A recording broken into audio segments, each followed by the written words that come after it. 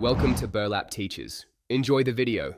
In this video, I will explain how to be a mechanical engineer. To begin, you must pursue a strong academic foundation.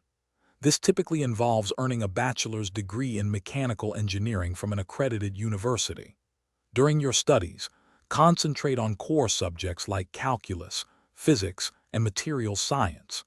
Developing excellent problem-solving and analytical skills early on is crucial for success in this dynamic field. After your undergraduate degree, consider advanced studies like a master's for specialized areas such as robotics or aerospace. Crucially, seek out internships or co-op programs to apply classroom knowledge in real-world settings. Hands-on experience with design software, like CAD, and simulation tools is invaluable. These practical skills will significantly enhance your marketability and understanding of engineering principles. To launch your career, consider obtaining an engineering training certification after graduation. This is often a stepping stone to professional licensure.